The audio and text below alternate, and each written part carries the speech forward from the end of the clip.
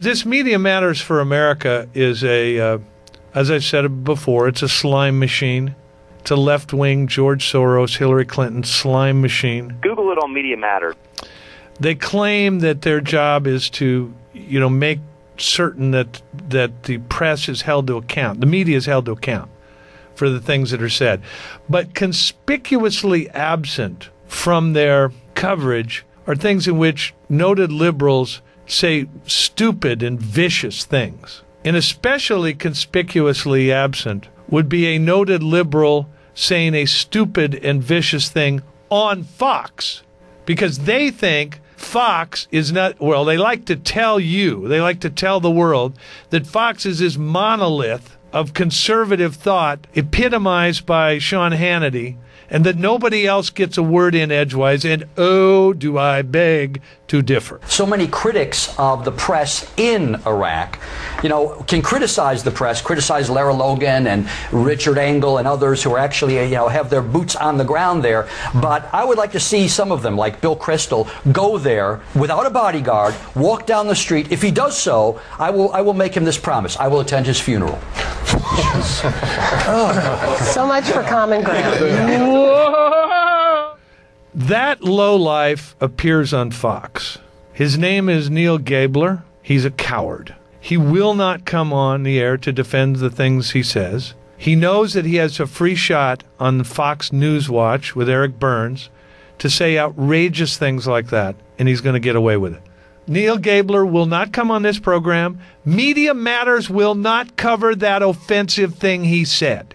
Media Matters will not call him to account for that absolutely low thing he said, in which he seemed to call for Bill Kristol's death. Lara Logan does not go around Iraq covering Iraq without a bodyguard. Richard Engel of NBC News doesn't go around Iraq without a bodyguard. But Gabler suggests Bill Kristol go for a walk around Baghdad without a bodyguard, assures us he will be killed. Probably true.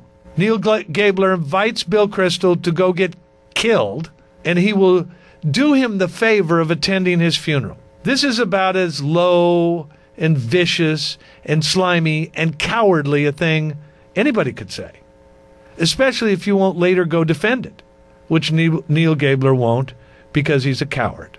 He sits at home and he writes these goofy little books like The Life of Walt Disney, and then spouts off like he was Bathtub Boy. So let me count the ways. We got somebody, a Disney biographer is a hatchet man for the left. A comedian is the left's favorite newscaster. Runner-up is a third-rate sportscaster who somehow morphed into commentator on current history. Resign. The Peter Pan complex. Arrested Development, Bathtub Boy shows up to be the MC for J.K. Rowling's presentation at Carnegie Hall.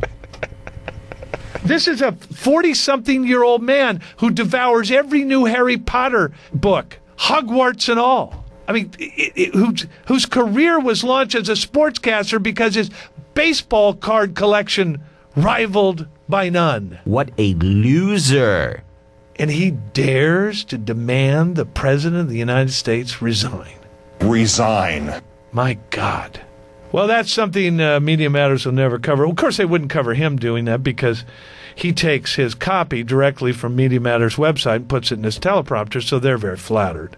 I don't know, a guy in his mid-40s acting like a 15-year-old in the basement, reading that Harry Potter book and pretending like it matters, being like all wrapped up in Hogwarts and magicians and demons. I mean, I think that disqualifies you to even be a sportscaster, much less somebody telling a president to resign.